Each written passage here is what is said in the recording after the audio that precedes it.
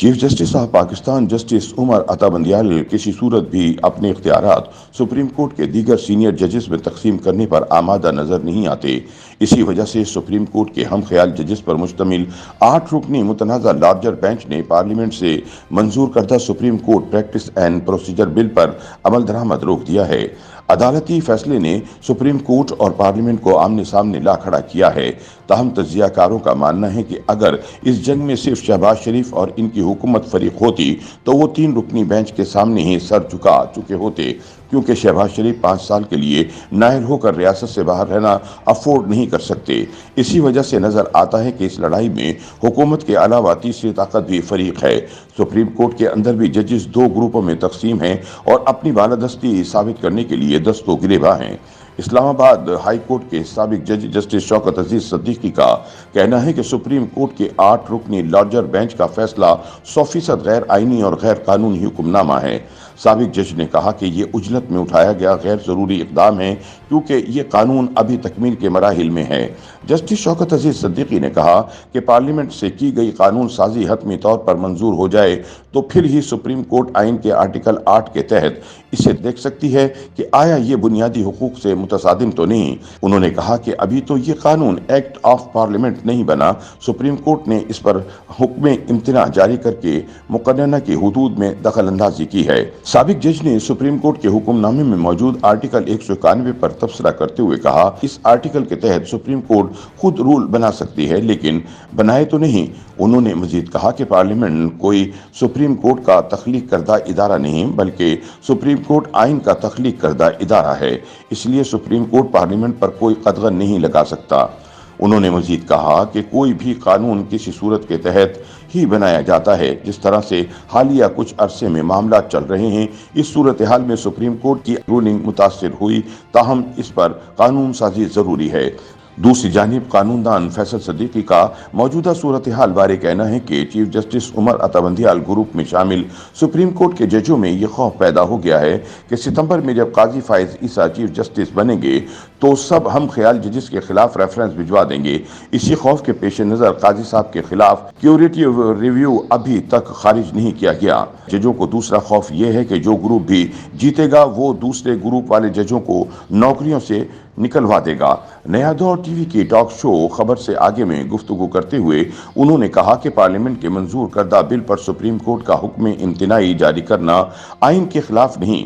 ماضی میں بھی اس کی مثالیں ملتی ہیں۔ دراصل بحث یہ ہے کہ سپریم کورٹ کے 8 رکنی بینچ نے پارلیمنٹ کے بل کو مسترد کر کے جنگ کا آغاز کر دیا ہے۔ ایک جنگ سپریم کورٹ اور پارلیمنٹ کے مابین ہے اور دوسری جنگ سپریم کورٹ کے اندر چل رہی ہے۔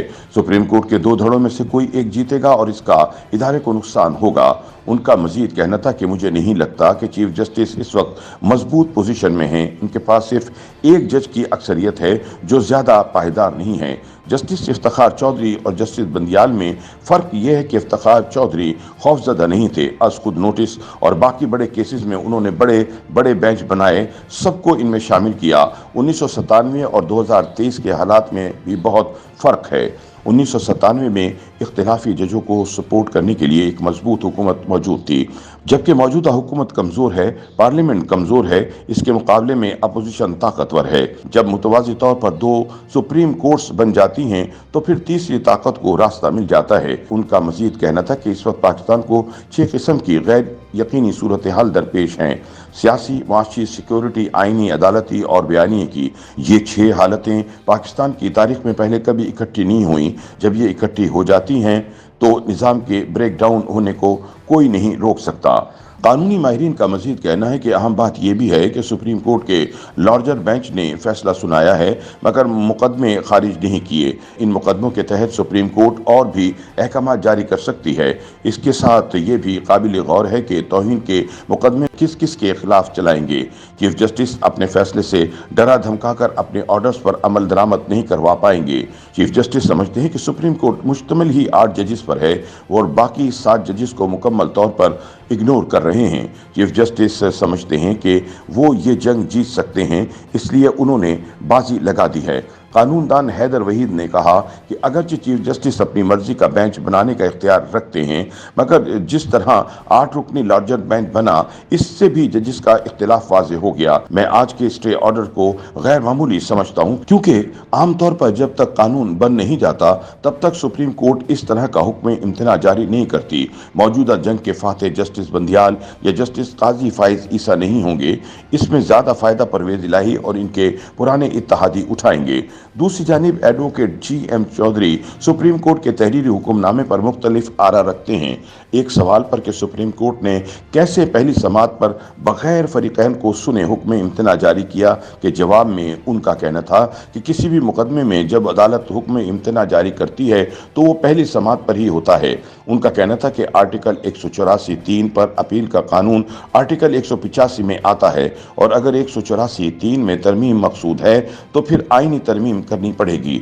GM चौधरी ने कहा कि इस वक्त पाकिस्तान में ना आईन है, ना कानून और ना ही इखलाकियात। उन्होंने कहा कि बेंचों की तश्कील चीफ जस्टिस का इख्तियार है, लेकिन इस वक्त जितनी महाजराई बढ़ चुकी है उसको कंट्रोल करना लाजमी है, वरना यह मुल्क के लिए नुकसानदेह होगा।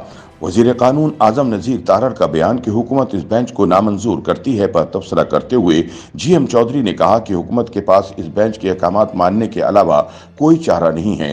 सुप्रीम कोर्ट के सीनियर वकील हामिद खान कहते हैं कि बेहतर होता अगर बेंच में सीनियर जजेस साहिबान को शामिल किया जाता, लेकिन इसके बावजूद भी बेंच तश्कील देना चीफ जस्टिस का इख्तियार है और इसमें कोई गैर कानूनी बात नहीं है। हामिद खान ने कहा कि यह बिल पार्लियामेंट से मंजूर हो चुका है और 10 दिन में सदर के दस्तखत के बगैर भी ये एक्ट ऑफ पार्लियामेंट बन जाएगा, लेकिन सुप्रीम कोर्ट ने इस बिल को बतौर एक्ट ऑफ पार्लियामेंट ही लिया। उनका कहना था कि बुनियादी हुकूक से मुतसादिम कानून साजी पर अदलिया नजरसानी कर सकती है, और इसमें सुप्रीम कोर्ट ने जिस चीज को बुनियादी हुकूक से जोड़ा है वो अदलिया की आज़ादी है।